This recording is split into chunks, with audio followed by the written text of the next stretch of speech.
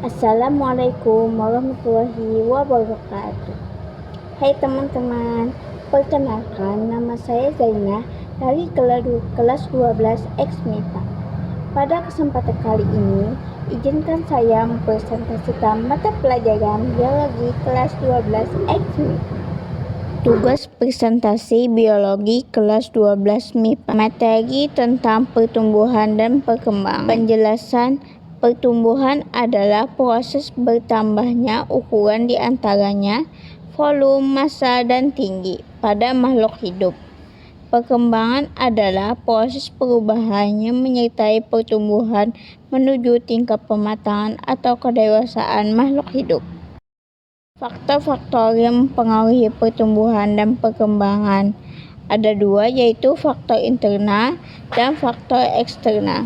Faktor yang mempengaruhi pertumbuhan dan perkembangan tumbuhan. A. Faktor internal.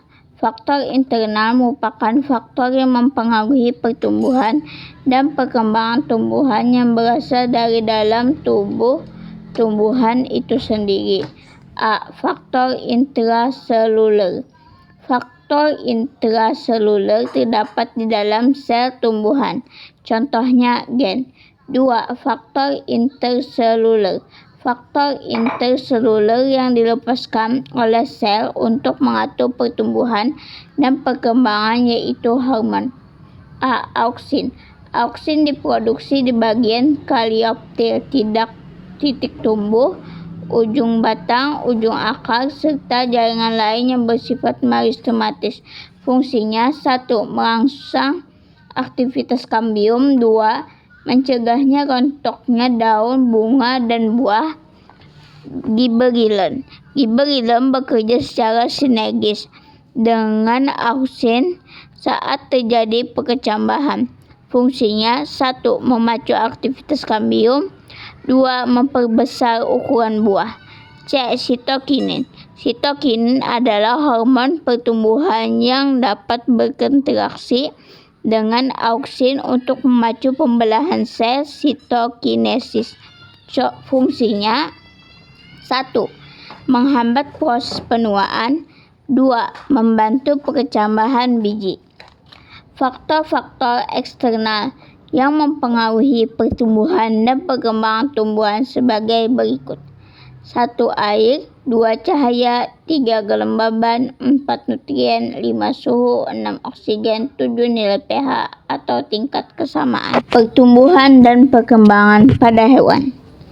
Pertumbuhan dan perkembangan pada hewan dibagi menjadi dua fase, yaitu fase embrionik dan fase pasca embrionik. A. Fase embrionik. Fase embrionik adalah fase pertumbuhan perkembangan yang dimulai dari zigot sampai terbentuknya embrio sebelum lahir atau menestas. B. Fase pasca embrionik.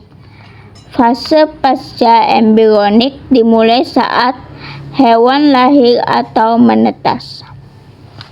Pertumbuhan dan perkembangan pada manusia ada 5, yaitu A. Masa balita, bawah 5 tahun, 0 sampai 5 tahun. B. Masa kanak-kanak, 6 sampai 10 tahun. C. Masa remaja, 11 sampai 18 tahun.